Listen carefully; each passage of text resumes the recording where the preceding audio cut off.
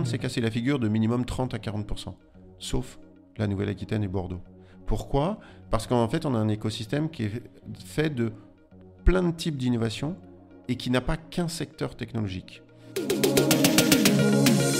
Bienvenue dans Éclosion, le podcast où des professionnels inspirants nous racontent leurs projets de vie et leurs histoires de carrière. Bonjour tout le monde, j'espère que vous allez bien. Aujourd'hui, on a la chance d'accueillir Philippe Métayer, qui est le directeur général de la French Tech Bordeaux. Philippe, c'est un peu le maestro de l'écosystème tech bordelais et il va nous partager son parcours, ses projets et sa vision pour l'avenir de la tech en France.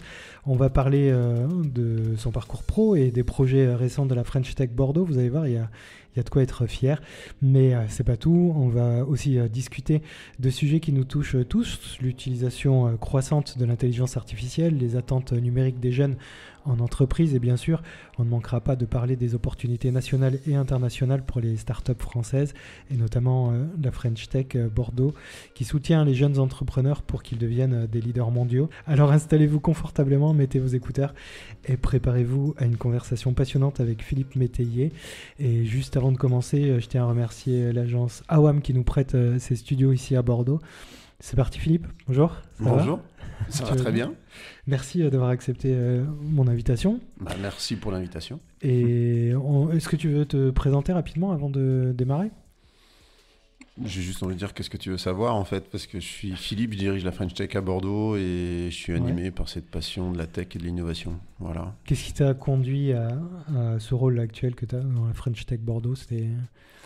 En fait, je suis électronicien au départ, donc un profil tout ce qu'il y a de plus cartésien et scientifique. Et je me suis aperçu que de développer des produits ou de la tech, c'est très bien. Mais mieux comprendre les marchés et mieux savoir commercialiser les produits de la tech, c'est bien aussi.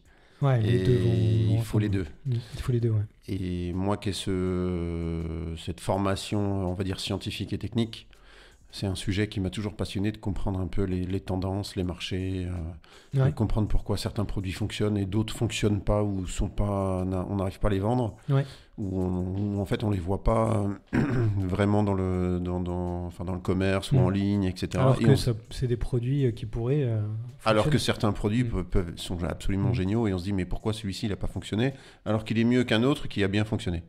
Donc il y a des sujets de ce type.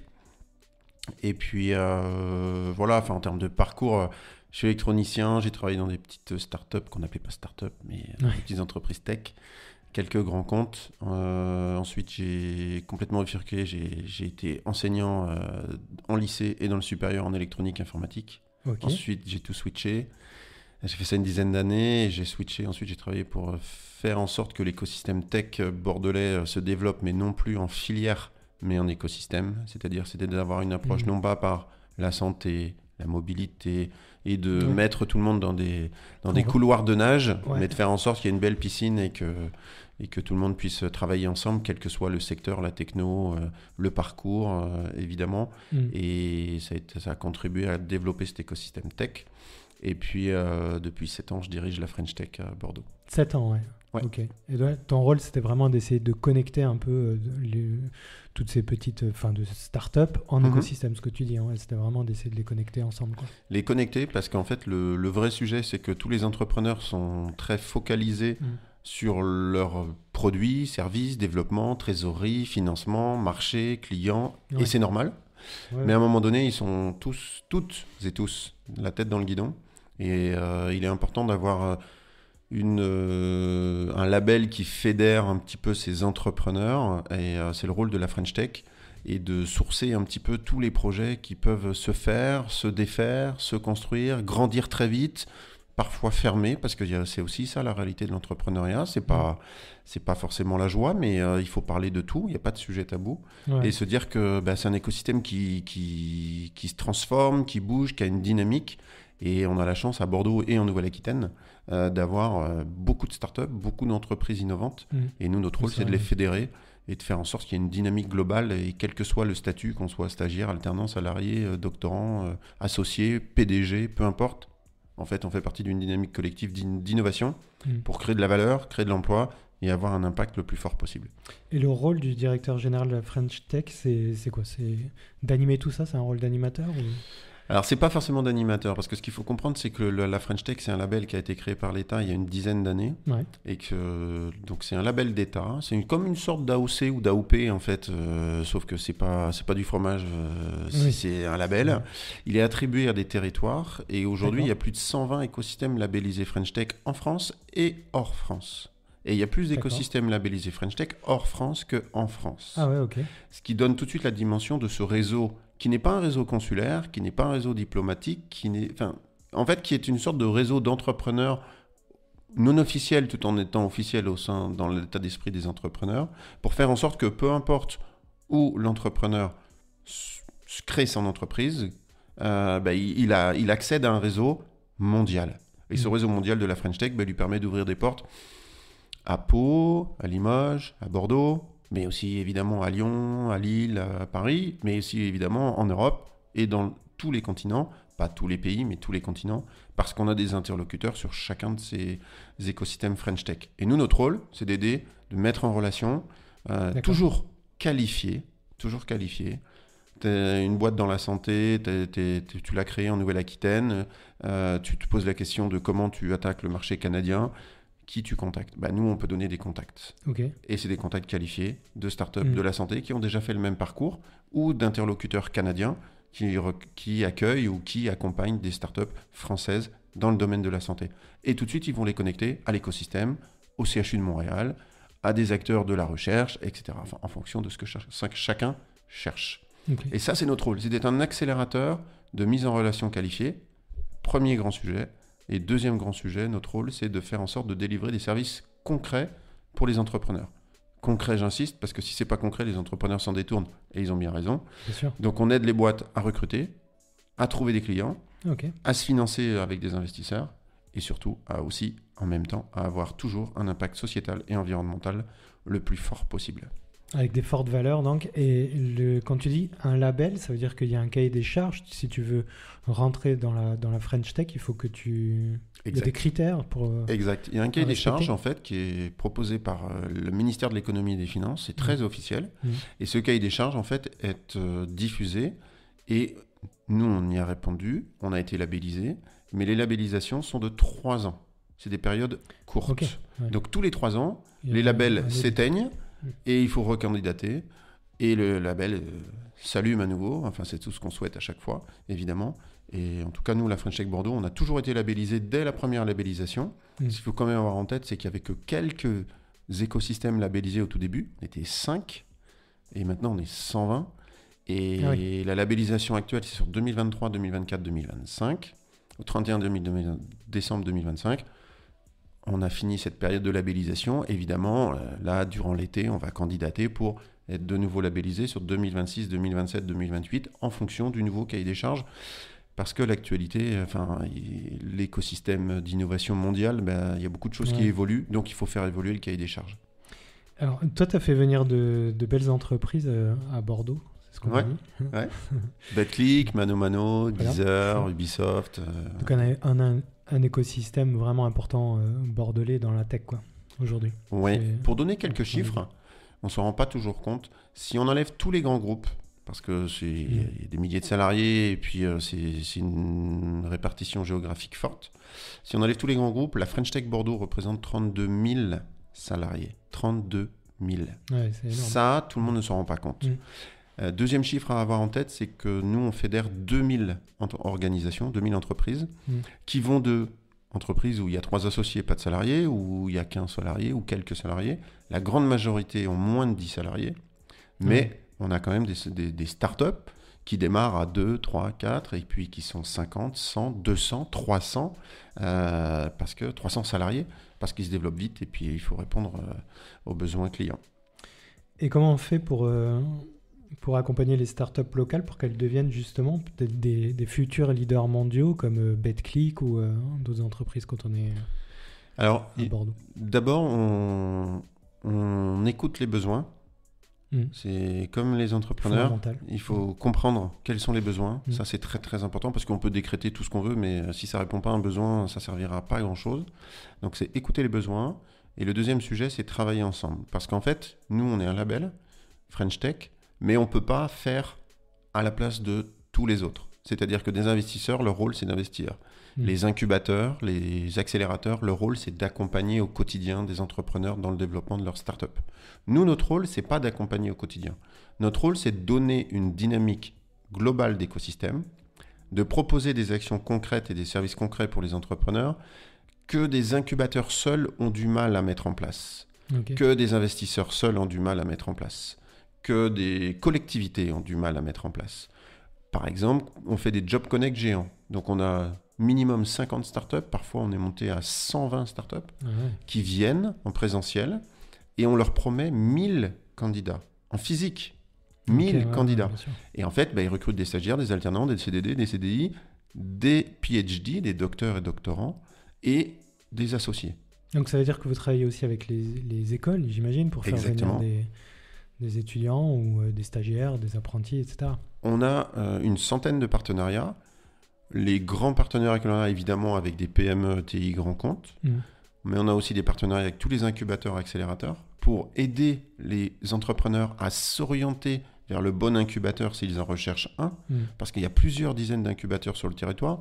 L'idée, c'est de se dire vers lequel c'est le plus approprié pour l'entrepreneur et le programme d'accompagnement de l'incubateur le plus approprié pour son projet. Et puis, on a aussi des partenariats avec les universités et les écoles, parce que c'est un vivier très, très important de compétences, mais aussi de projets entrepreneuriaux, puisque de plus en plus d'écoles ont dans leurs locaux un incubateur étudiant. Souvent, et ça, c'est le premier pied, première étape dans l'entrepreneuriat pour les étudiants. Et c'est toujours intéressant de les connecter à l'écosystème. Alors les étudiants sont très intéressés par les sujets sociétaux et environnementaux, et tu l'as dit tout à l'heure, il y a aussi cette partie-là dans le label. Quelle est ta vision pour l'impact de la French Tech sur ces enjeux ? Pour répondre à ces enjeux, d'abord, il y a deux sujets. Il y a une question de valeur. Dans les valeurs de la French Tech, le sujet de l'impact sociétal, et quand je dis sociétal, parlons clair, c'est parité, diversité, bien sûr aussi impact environnemental de tous les projets et de toutes les initiatives qui sont mises en place, soit pour essayer de compenser des sujets sur lesquels les startups émettent trop de carbone ou font venir du matériel de l'étranger ou utilisent de la ressource naturelle de manière importante. Enfin bon, il y a tout un tas de sujets, mais il y a aussi des sujets où nativement, dès la création de l'entreprise, on a des entreprises dans le domaine de la santé qui ont des statuts où ils répartissent statut au sens entrepreneur et constitution de l'entreprise, où ils répartissent la valeur, où ils partagent s'il y a des bénéfices ou des dividendes, où il y a de l'intéressement, il y a des sujets où inclusion forcément. Ça, évidemment, ça doit faire partie nativement des projets. Et on a beaucoup de travail à faire. Parce que si je donne un chiffre, en termes de parité, je ne parle même pas de diversité, en termes de parité, les femmes qui créent des entreprises, le taux aujourd'hui est inférieur à 20%. Ça veut dire que plus de 80% des startups qui sont créées par des hommes. Ce n'est pas représentatif de notre société. Donc on a beaucoup de progrès à faire sur la parité, mais sur la diversité de la même façon. Et il y a une règle toute simple dans les écosystèmes. Ce sont les écosystèmes les plus divers qui sont les plus performants. C'est comme dans la nature. Comme dans la nature. Plus il y a de diversité, plus c'est... Alors, je ne sais pas si la nature est performante, on ne va pas dire ça comme ça, mais la nature est... Visiblement, ça fait quelques milliards d'années qu'elle est. Ouais, voilà. Donc, prenons soin de ces écosystèmes. C'est un vrai écosystème, exactement. Et nous, notre rôle, c'est de pousser ces valeurs et de faire en sorte que tous les projets entrepreneuriaux, même s'il y a une liberté d'entreprendre qui est propre à chacun, respecte évidemment ses règles et ses valeurs. L'évolution de l'écosystème tech français dans les prochaines années, c'est ça, c'est plus de diversité, plus de femmes, des projets variés, etc. C'est ça que tu vois dans l'évolution ? Alors, il y a l'évolution au sens impact dont on vient de parler, mais il y a aussi l'évolution au sens innovation. Il faut bien préciser quand on parle innovation, qu'on parle bien sûr d'innovation technologique, mais on parle aussi d'innovation d'usage, d'innovation de modèle d'affaires, d'innovation de procédés et enfin d'innovation sociale. Quand on dit par exemple procédé, beaucoup d'innovation. Ça fait beaucoup d'innovation, mais en fait, c'est juste pour dire que c'est pas que du numérique et de la tech. Ouais, c'est aussi, quand on parle d'innovation de procédé, c'est la manière dont on va donner une seconde vie à des matières, à des objets que l'on n'utilise plus. Et en fait, on sait qu'il y a des ressources limitées. Donc, il faut être créatif pour faire en sorte que on puisse... Il y a des startups qui créent des chaussures à partir de résidus de raisin après la vendange. Génial. Des startups qui créent de l'engrais sans produits chimiques, sans intrants, à partir d'urine humaine. On se dit c'est un déchet l'urine humaine. Eh bien, de ce fait-là, il n'y a pas besoin de tirer la chasse d'eau et donc on fait une économie d'eau. Et en plus, on peut produire des produits pour l'agriculture sans ajout de produits chimiques. Ces deux startups, cette startup s'appelle Toopi Organics, par exemple. Toopi Organics, ok. Toopi Organics, vous regarderez. Ça fait partie de pépites qu'on suit de très près et qui se développe de fort belle manière à Bordeaux, en Nouvelle-Aquitaine, mais aussi maintenant en France, en Belgique, pour faire en sorte que ces innovations d'usage, il n'y a pas de numérique dans tout ça, ou très peu. Mais par contre, c'est des brevets qui sont déposés pour faire en sorte que on puisse... C'est pas recycler, transformer une matière première qui est un déchet en la valorisant sur d'autres sujets.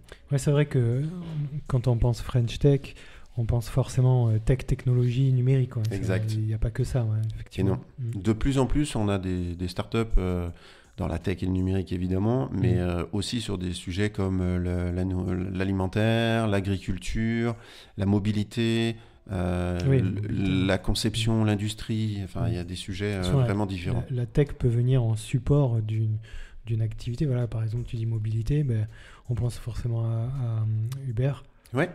Mais c'est pas le produit, il n'est pas tech, quoi. Produit, il est déplacement, quoi. Exactement.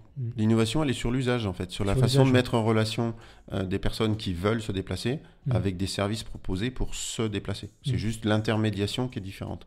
Mais ça, c'est de l'usage. Et là, il y a un peu de tech pour faire avoir une appli qui soit performante, qui fonctionne bien, etc. Mais derrière, c'est de l'innovation d'usage. Et toi, de façon personnelle, qu'est-ce qui te motive dans ton travail une fois qu'on a dit tout ça, c'est quelque chose qui te motive de voir cette évolution, ce foisonnement d'idées, parce que c'est ça en fait, c'est un foisonnement d'idées. Ce qu'il faut comprendre, c'est que moi, ce qui me motive, c'est que j'ai ce côté, on va dire, profil tech, innovation numérique forcément. Donc je suis très au fait de ces sujets-là, mais très intéressé et passionné par ces sujets-là. Mais j'ai de plus en plus envie de donner du sens à toutes ces techs. Il y a de la tech qui a beaucoup de sens, il y a de la tech qui en a un petit peu moins. Et l'idée, c'est de jouer ce rôle à la fois de fédérateur d'énergie, à la fois de fédérateur d'entrepreneurs et à la fois de fédérateur de dynamique. Parce qu'en fait, on a des entrepreneurs qui mettent une énergie de dingue dans leurs projets, qui passent beaucoup de temps. Et à un moment donné, il faut très vite avoir, c'est parfois difficile, mais des réponses à des questions où tout seul, on va mettre beaucoup plus de temps à avoir la réponse. Alors qu'en dynamique collective, on peut avoir des réponses parfois dures à accepter, mais plus rapidement et mieux rebondir et pas s'écrouler. Et ça, c'est un vrai... Les entrepreneurs disent, c'est l'ascenseur émotionnel. On a une bonne nouvelle, on a signé un contrat, on perd un client. Finalement, on n'a pas beaucoup de trésorerie. On n'a plus de trésorerie. Il faut se séparer d'une personne de l'équipe. Il faut licencier une personne. C'est dur. Donc l'idée pour nous, c'est d'essayer d'être en soutien, mais jamais faire à la place des entrepreneurs. Et ce qui me motive, c'est d'être au contact de tous ces entrepreneurs, de ne pas faire à leur place, c'est très important, mais de, un peu par procuration, vivre avec eux les succès, c'est mieux, mais les échecs parfois aussi, mais d'être toujours à leur côté et toujours essayer de proposer, de rencontrer, d'échanger, de proposer une action concrète pour essayer de les débloquer d'une situation qui est particulièrement ennuyeuse. Ça peut être avec des acteurs privés, mais aussi, et c'est ça l'intérêt du label French Tech, avec des acteurs publics. Parce qu'on est en relation directe avec l'URSSAF, l'INPI, les douanes, l'ANSSI, la DGFiP, l'UGAP, le Business France, BPI, etc. etc. Une liste très longue. Très longue, ouais. Mais quand on n'a pas de trésor et qu'on a un crédit impôt recherche et qu'il n'est pas arrivé et qu'il doit arriver dans l'année civile, mais qu'il arrive le dernier mois de l'année civile, en termes de trésorerie, c'est pas la même. Et donc, si nous, on peut faire en sorte que on ne donnera pas d'argent et on n'aura pas de subvention ou d'investissement dans la start-up.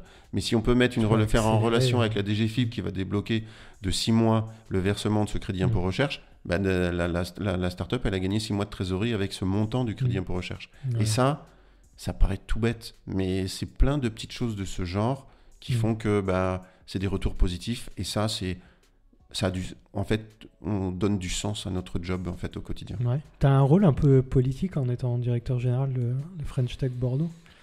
C'est pas un mandat, donc on n'est pas élu. Ouais. Moi, je suis recruté, c'est mon job. Donc, on peut pas dire que c'est politique au sens électoral. Électoral, ouais, non. Mais il y a forcément un sujet politique, parce que si on se dit, nous, on va prôner telle techno ou telle boîte, ça veut dire qu'on oriente. Nous, en fait, on n'est pas là pour orienter, on est là pour dynamiser tout en conservant nos valeurs. Ouais. Alors forcément, dans cette période où, franchement, au niveau géopolitique mondial, il faut quand même avoir la ceinture bien accrochée parce que ça bouge très vite et tous les jours.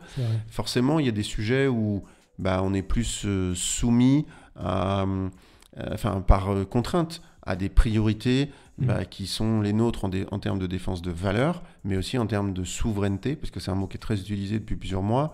C'est important. Sur la santé, on l'a vu avec le Covid. Ouais, bien sûr. On pourrait parler de souveraineté sur le spatial, on pourrait parler de souveraineté sur le cloud, sur les data, sur l'IA, sur tout un tas de sujets. Il y a un vrai sujet, par exemple, de souveraineté sur les réseaux sociaux. Tu vois, il n'y a pas de réseau social européen, par exemple. Exact. Tu vois. Exact. Ça pourrait être intéressant de débloquer des situations comme ça où effectivement tu es obligé d'être sur un réseau soit chinois, soit américain. Ouais. On connaît les BATX, Baidu, Alibaba, Tencent, Xiaomi. On connaît évidemment les GAFAM, Google, sûr. Amazon, Facebook, Apple, Microsoft. En Europe, on n'en a pas. On n'en a pas. Et en fait, c'est aussi un des rôles de l'écosystème French Tech, de faire en sorte de trouver des alternatives pour avoir un peu plus d'autonomie sur des sujets qui peuvent être stratégiques. On peut dire souveraineté, mais on peut dire déjà autonomie et alternative, ce sera déjà un bien grand pas réalisé. On a vu effectivement que les réseaux sociaux pouvaient avoir un impact sur l'élection d'un président, par exemple, dans un pays. Donc effectivement, si on peut avoir un peu plus de souveraineté là-dessus, ça peut être intéressant. On est bien d'accord.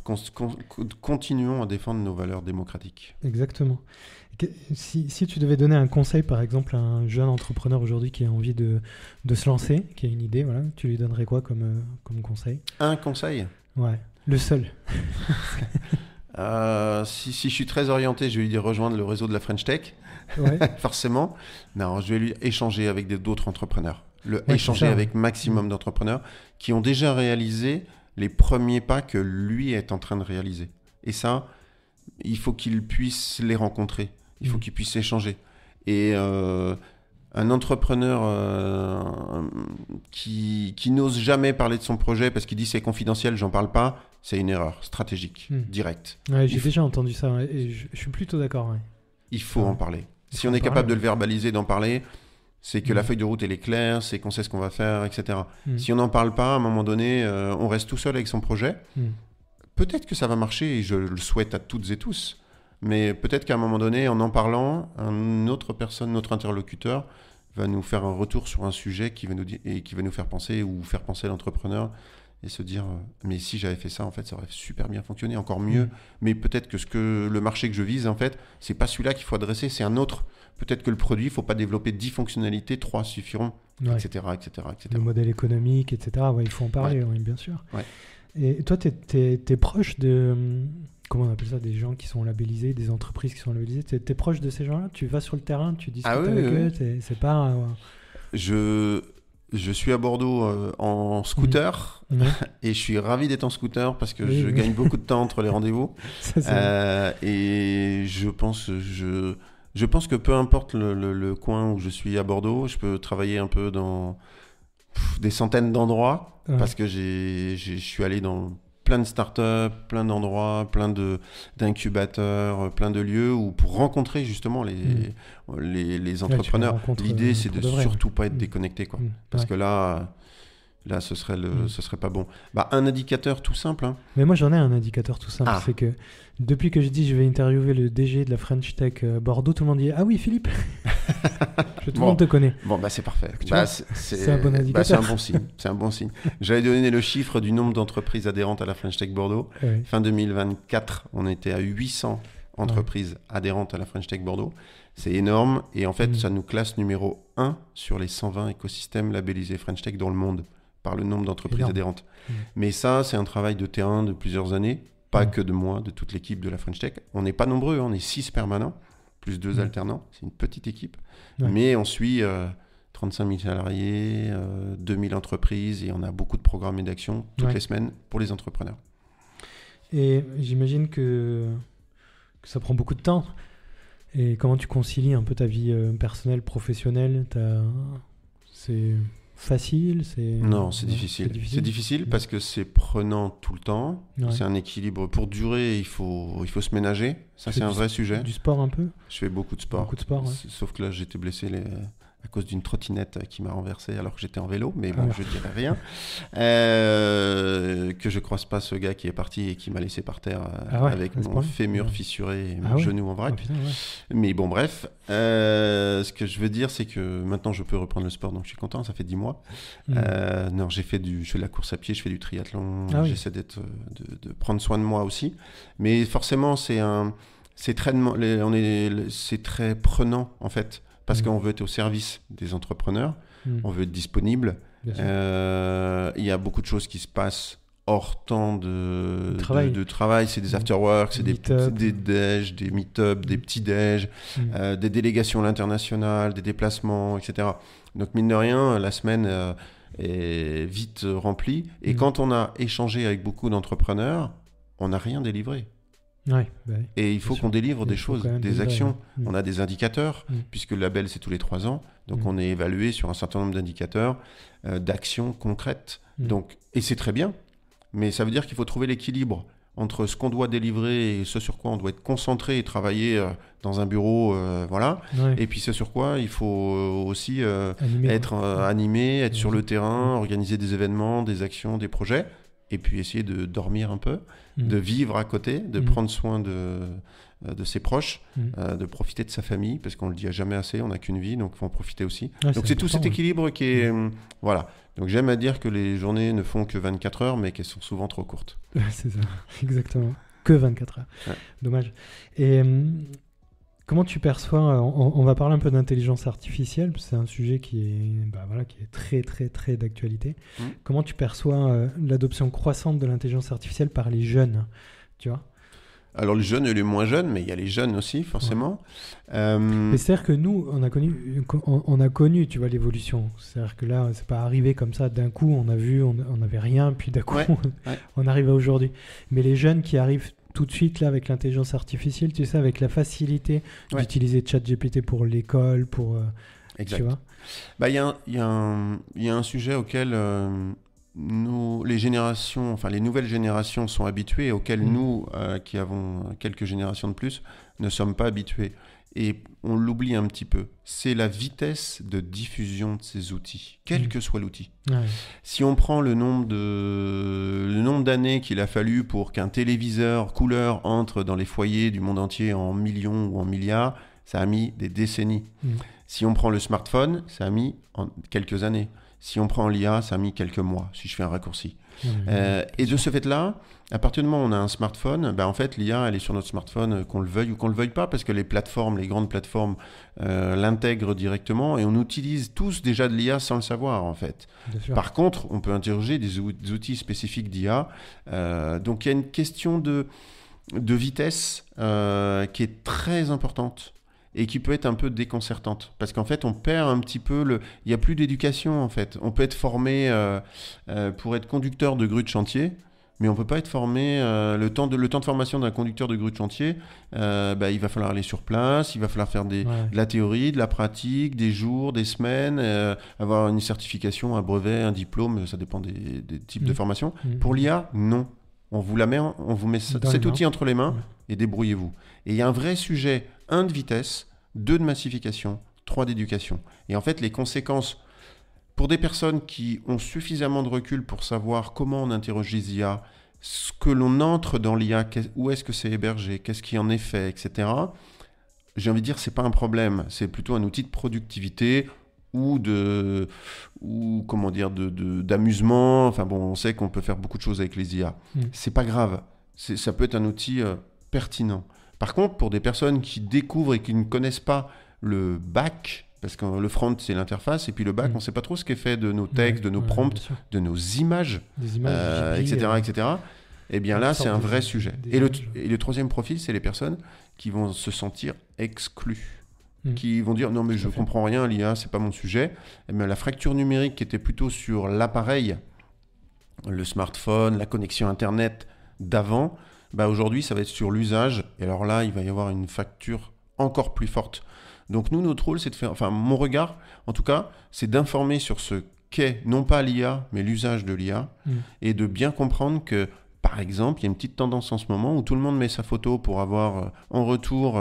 Starter pack. Ouais, exactement, le starter pack. Où il y a plein de choses qu'on peut faire, ou en mode cartoon, en mode manga, en mode etc. Oui. Dites-vous, posez-vous la question. Tout ce que vous injectez en prompt, en photo, en vidéo, en texte, posez-vous la question. C'est comme si vous les mettiez en mode public sur tous les réseaux, parce que aujourd'hui, il faut bien regarder les conditions générales d'utilisation et qui lit les CGU et CGV éventuellement, conditions générales de vente de tous ces produits. Parce qu'on fait des selfies, il y en a déjà depuis des dizaines d'années maintenant, des selfies sur les réseaux sociaux. Aujourd'hui, tu vois, avec Ghibli, là, tu vois, les gens donnent des images de leurs chats, de leur maison, de leurs enfants, à l'intelligence artificielle.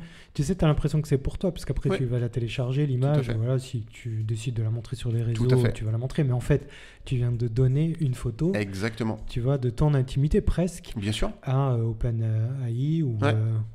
peu importe l'outil, mais en fait, il faut savoir... tu pourras la récupérer, tu vas donner, c'est un consentement... Exactement. Et ça, c'est un vrai sujet. Et c'est pour ça que je parle à la fois de vitesse, massification, mais surtout d'éducation. Il faut expliquer le dessous, en fait. Peut-être qu'il n'y a aucun problème parce que l'image ou ce qui a été donné va être détruit, non utilisé, mais peut-être que tout va être stocké. Ne soyons pas dupes, tout va sûrement être stocké et réutilisé à un moment donné. Et ça, c'est quand même un peu flippant de voir les photos de ces enfants dans 5 ans ou 6 mois qui ressortent. C'est plus ta photo, en fait. Tu viens de l'offrir. Et quand on utilise des outils d'IA pour ça, certains peuvent ne pas être trop choqués de mettre leurs photos. Et si on leur dit donne ton smartphone avec toutes tes photos, tu me les donnes, tout le monde dit non, c'est ma vie privée. En fait, c'est exactement ce qu'ils sont en train de faire. Donc ça, prenons un petit peu de recul. L'idée, c'est pas d'être contre tout. L'idée, c'est d'être juste conscient de chacune de nos actions avec les outils numériques. Très important. Et averti. Après, il y a des outils qui sont mis en place par l'Union européenne, le RGPD par exemple. Bien sûr. Mais... Là, il n'y a pas de RGPD, quoi. Non, il faut les consentements au-delà de l'usage des données personnelles. C'est vraiment sur ce qui est envoyé en termes de contenu. Alors, j'ai d'autres questions. Par exemple, quelles sont les attentes numériques des jeunes professionnels en entreprise ? Tu vois, il y a des entreprises qui mettent en place des choses. Est-ce que les jeunes, aujourd'hui, ont des attentes spécifiques quand ils rentrent en entreprise ? Les attentes qui transpirent le plus, c'est sur le sens des missions dans laquelle les jeunes et les moins jeunes s'investissent. Forcément, le sens, c'est pour faire quoi ? C'est pour qui ? C'est pour quel type de mission ? Voilà. Et le deuxième sujet, c'est sur les conditions du travail. Forcément, le mot télétravail arrive très vite, mais j'ai envie de dire le mot état d'esprit est plus important à mon sens, parce qu'on peut avoir des jobs où le télétravail n'est pas possible. Parce que c'est l'organisation, parce que c'est les missions, et c'est pas grave. À partir du moment où il y a du sens dans ce que l'on fait, et il y a de la confiance entre les managers, les salariés au sein des équipes, le sujet télétravail se pose même plus en fait.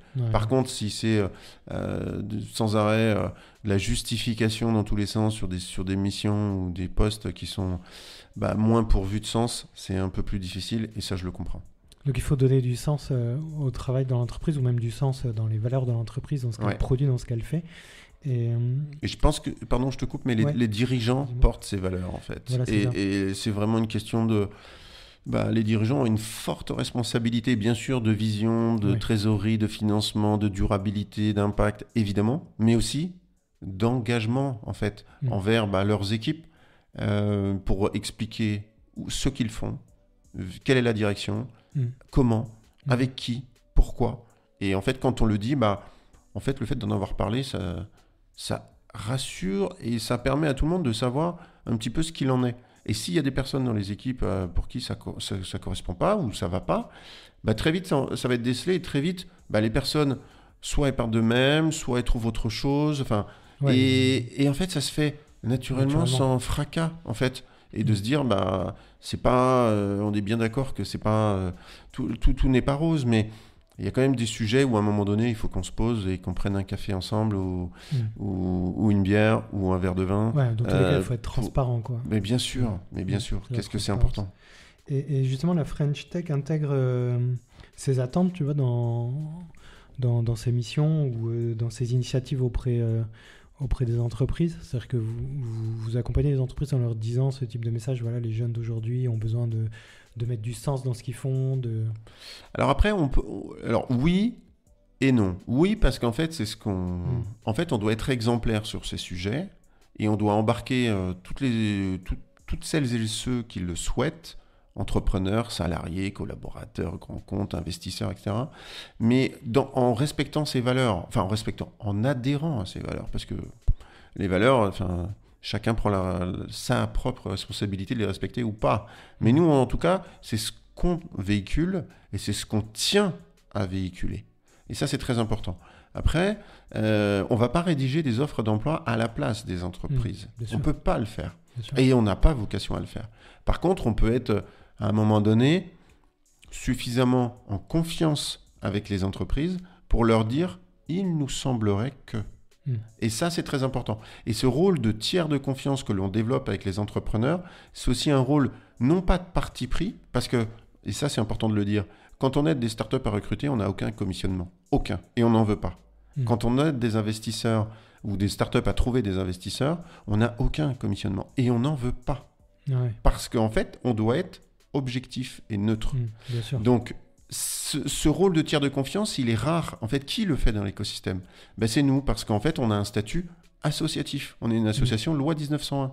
Et de ce fait-là, ça nous permet cette proximité et ce discours, un petit peu ce retour, ce feedback vrai, mais sans parti pris. Et après, l'entrepreneur, il en fait ce qu'il veut de ce feedback. Il peut nous dire « Non, mais Philippe, t'es gentil, mais je fais ce que je veux et je pense que t'as tort. » Et moi, je lui dis « Écoute, pas de problème, moi, je me permets de te faire un feedback. Je le fais en mode exigence et bienveillance, mais pour lui dire qu'il nous semblerait que sur ce sujet, il faut que l'entreprise fasse un peu plus attention. » Donc, on est un petit peu, je ne vais pas dire garde-fou, mais phare, au sens... on essaie d'être là pour fédérer l'écosystème et faire grandir l'écosystème. Ok. Et en France, là, actuellement, c'est quoi les secteurs où on investit le plus dans la tech ? Alors, ça dépend un peu des périodes. Là, le sujet de l'investissement, c'est une période qui n'est pas facile en ce moment. Pas facile, même si, en termes de chiffres, je vais vous partager encore un chiffre, mais il y a 10 ans, Bordeaux et la Nouvelle-Aquitaine étaient très en retard sur les investissements dans les startups. Il y a 5 ans, on n'était plus du tout en retard. Et les 3 dernières années, c'est pas qu'on est en avance, mais en fait, sur les 3 dernières années, 2022, c'est 700 millions d'euros qui ont été investis dans les startups en Nouvelle-Aquitaine. 700 millions. Énorme. C'est énorme. Et 2023, on est à 600. 2024, on est à 600. Et en fait, il y a une baisse, certes, mais en fait, par rapport à d'autres écosystèmes dans d'autres villes ou régions en France ou en Europe, on a très très peu baissé. Tout le monde s'est cassé la figure de minimum 30 à 40%, sauf la Nouvelle-Aquitaine et Bordeaux. Pourquoi ? Parce qu'en fait, on a un écosystème qui est fait de plein de types d'innovations et qui n'a pas qu'un secteur technologique. On a la santé, les industries créatives et culturelles, le spatial, tout ce qui est ASD, aérospatiale défense, on a des fintech, on a des jeux vidéo, il y a plein de... c'est très varié. Ce qui fait qu'on n'est pas monofilière. Et donc, ça nous permet de tenir un petit peu plus en termes de durabilité. Oui, c'est ce que tu disais au démarrage, un écosystème, il faut qu'il soit varié, diversifié, pour qu'il puisse exister. Exactement. Et là, les grands secteurs dans lesquels il y a des investissements, pour répondre à ta question, c'est beaucoup santé, beaucoup le spatial. Il y a d'énormes enjeux, forcément de souveraineté et de technologie sur le spatial. On a toujours des sujets sur les green tech, enfin les solutions green qui répondent à des besoins vraiment urgents en termes de climat, en termes de mobilité, etc. Maintenant, il faut convaincre ces investisseurs d'investir. Et oui, l'énergie, bien sûr. Des alternatives énergétiques, ou du moins, la meilleure énergie, c'est celle qu'on ne consomme pas. Hein. Enfin, on le sait bien, donc essayer de faire en sorte d'être moins énergivore, en fait. Ouais, ok. Et comment tu vois l'avenir de l'innovation, comment tu vois l'avenir de l'innovation technologique en France et son rôle sur la scène internationale? Est-ce que la France a un rôle important à jouer sur la scène internationale? C'est indéniable, la France et l'Europe ont des rôles très très importants parce que je pense on revient un peu sur ce système de valeurs, mais défendre des valeurs, on va dire, démocratiques, européennes, qui me semblent très importantes, surtout dans un monde un petit peu chahuté par plein de dirigeants sur plein de continents et où on regarde avec un peu des fois des yeux un petit peu ébahis des annonces qui sont faites tous les jours. Donc il y a ce sujet-là, mais je pense qu'il y a un sujet vraiment de sensibilisation, d'éducation très très fort, des enjeux du numérique, à tous les échelons, que ce soit... Je dis pas qu'il faut faire du code à la maternelle, c'est surtout pas ça.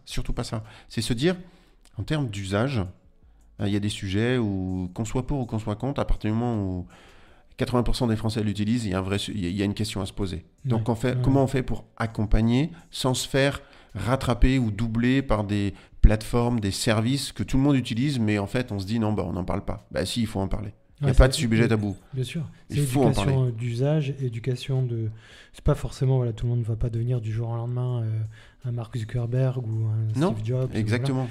Mais en tout cas, éduquer sur les usages, c'est très important. Mais même dès la maternelle, tu dis, on va pas faire coder évidemment dès la maternelle, mais dès les plus jeunes âges, on peut expliquer comment fonctionne Internet, comment fonctionnent les réseaux sociaux, voilà. Et il faut... partager, échanger, prendre le temps. Il y a plein de sujets de société, tu vois, les addictions, les réseaux sociaux, la surexposition aux écrans. Bien sûr. C'est des sujets on a parlé de tech, on ne parle pas que de technologie. On l'a dit tout à l'heure, il y a des techs très diversifiés, et des investissements diversifiés. Mais c'est important effectivement d'éduquer les gens autour de ces sujets-là. Complètement. Je pense que l'enjeu, pour faire société, il faut qu'on embarque toutes et tous. Peu importe où on habite, peu importe notre origine géographique, donc sociale, culturelle, peu importe. En fait, on vit ensemble sur la même planète, il n'y en a qu'une.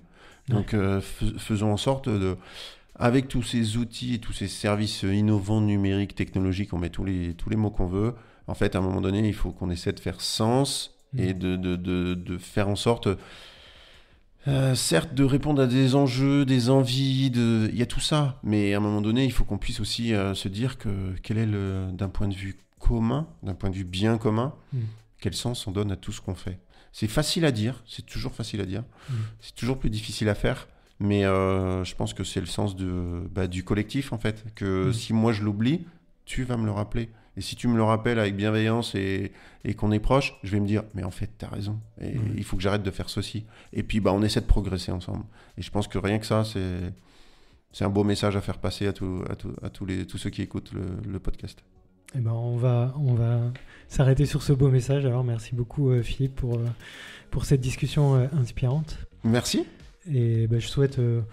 encore de progresser encore plus à la French Tech Bordeaux et Nouvelle-Aquitaine, parce que il y a de belles choses encore à faire. On le souhaite aussi, et puis on le fera avec toutes et tous. Ouais, et pareil, on pourra t'inviter à venir parler à nos étudiants si tu le souhaites. Il faudrait que tu te déplaces un peu plus vers le sud. La région Nouvelle-Aquitaine est très grande. C'est ça, c'est une très grande région. Et en tout cas, merci à tous de nous avoir écoutés, et on se retrouve très rapidement pour un prochain épisode. Merci Philippe. Et encore une fois, merci à l'agence AWAM de nous avoir prêté ses locaux à Bordeaux. Et si vous avez aimé cet épisode, n'hésitez pas à mettre un j'aime, un clic ou ce que vous voulez sur la plateforme sur laquelle vous écoutez. Et pourquoi pas laisser quelques commentaires. Philippe pourra peut-être y répondre. Voilà. Merci à tous d'avoir écouté Éclosion.